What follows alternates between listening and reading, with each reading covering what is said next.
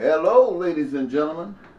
Eddie Marcus here again, spokesman and advocate of basic human rights for all people. Many times I'm sure you have in your conversations or participation or just listening, and you hear the subject matters being discussed about the situations of our economics, and you hear terms like the left and the right, usually talking about a position. And the left usually is referred to as liberals, and so they might say the liberals, or they might say to the right, which represents conservatism. And they got a battle going on. Each one to themselves and to their constituency, they are better than the other. And they are looking for constant situations that could cause some observation in any given area that would support their position about the other.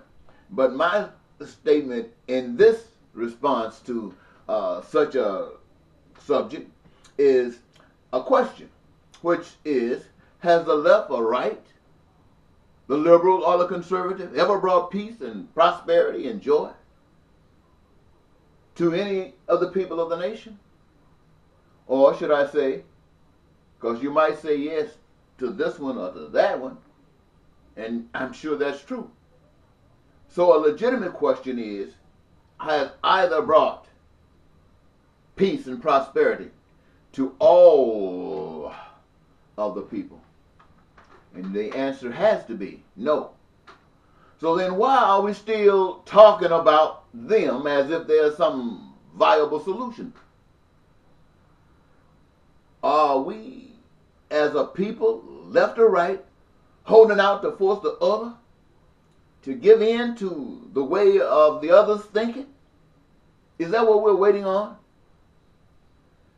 Well, that won't happen. The answer,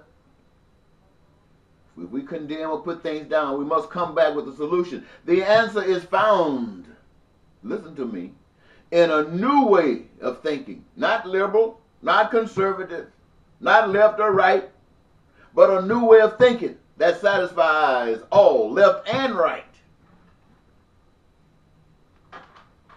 That's the kind of thinking that will produce viable solutions. Putting America first. What does that mean? And your opposition is putting his first. How do you win? Is it by force? Is that why you need such big militaries to force others to fall in line, even though they don't want to, even though it's against their best interest, to fall in line because you got a big stick, fall in line because you're a bully with a bigger hands, and they got no other God but the lies that have been taught to them? What happens when they are born again? I tell you something. None of the players in the affairs of states have any legitimacy, morally, to demand or expect anything positive for any of their efforts. America has just got a new face to stand in the Republicans, to stand in for the Republicans.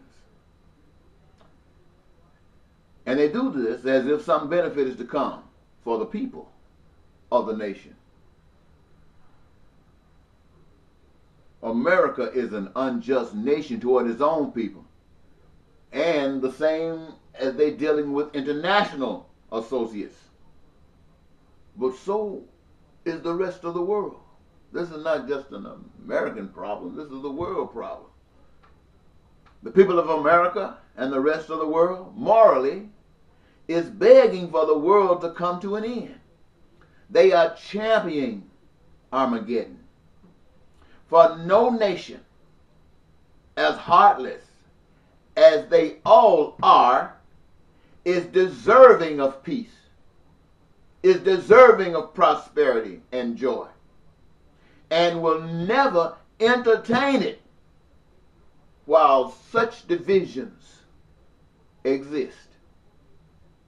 Where's the church in this matter? Right in the middle of the foxhole, and the sniper's covers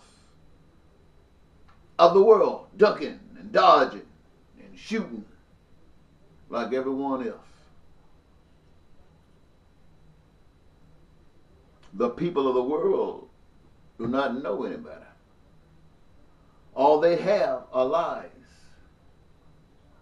and their suffering has not released them.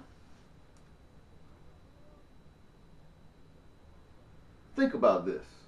Why are there secret societies? Well, it appears that they have ancient knowledge. They know that the public is built on lies.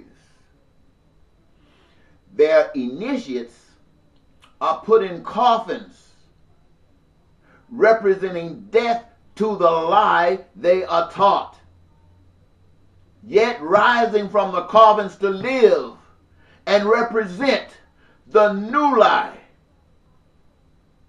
that the secret society represents. That's why you have men in the White House being president, but came up through and out of a secret society, and when they get into office, you think they have something that's wrong with them when all those things they said they were going to do for you does not benefit you, but affect the concerns of those who are of the secret society. You ever thought about that? Well, check this out. God also informs the public of the lies they live, and informs them in order to make the proper connections. They must commit their living to the truth. Willing to go to the coffins you don't rise from unless the God of life and truth resurrects them. Yet the practice thereof produce true peace, true prosperity, and true joy. America, again, in November 8th, 2016, rejected God in lieu of another lie by the great deceiver through the Republican Party and Donald Trump, the champion for this current lie. While God's efforts through me have not impacted anyone, I have chosen to step out of the lie of America and the world by representing God in my person through the resisting obedience to any nation, national, or state rule and regulation that violates the truth to peace, to prosperity, and joy, and am willing to pay any price for this godly obedience and resistance to the lies. I challenge Donald Trump and the political system of the USA. Whenever I am aware of actions advocated or implemented that affect the American people, I will speak to the divine approach which produces a just and fair outcome, the stuff that peace and prosperity for all are made of.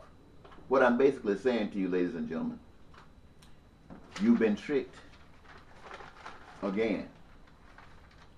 And there will be games that's played to make many of you think that it wasn't a trick and everything is going to be working fine. And at the same time, some of those actions are going to be showing another group of people just how real it was when they knew that this was not going to work. And yet all of a sudden, the ones who are agreeing and one who are disagreeing are going to find some old crazy tale reason to blame the other one for not coming around to their way of thinking. While in truth, it was never designed to do anything but what it is doing. That is how the lie works. The lie is smart. It keeps everybody believing those lies. You see, in order to see those lies, you got to be born again. I want to say this to all of the people of the world. And when I say born again, I want to tell you exactly what I mean. I mean changing your mind.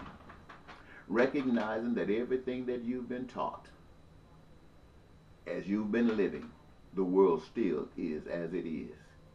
And that the process of blaming others doesn't bring any solution. So efforts must be made by all parties concerned, but beginning with you, to determine for yourself the solution to the problem. We all know the problem, but what is the solution? And we're going to have to go inside ourselves. We're going to have to want to know the answer. We're going to have to reach out begging for it as sincerely as we possibly can. Because the truth, you will not intellectually ascertain a solution. It must be revealed to you. And it will be revealed to the pure in heart. And then some of those who are not actually out there really looking for the solution might find the solution by a miracle. But everyone that a miracle comes to owes their life to that provider of the miracle. And that miracle on this side of the track is to live so that people can understand the world of the spirit, what they cannot see. You see, and I'm going to get out of here. Imagine another world just like this one that we know of. And imagine that people live there just like we live here. And imagine that they need the same things for survival and great lives as we want here. And let's imagine that they have it. And look at it, how it works. And see how it works. And come back to reality. And look at the problems that prevent it from happening here, based upon what you saw there. And you begin to interact on the differences in the two. That the ones that the world does not see can now begin to see because you have seen. And because you have seen, you are giving evidence of it. And I'm telling you this. You do that. That's renewing your mind and acting according to that mind. And all of a sudden, you're not bound and affected so negatively by the physical and material world that you live in. Because now you are an agent of the spirit world. And the spirit will protect you in such a way that everything that everybody else think they're looking for and one's going to bring them peace, and you already got it. Guaranteed. Now, I just said that because that's true to me. You will not see this until it becomes true to you.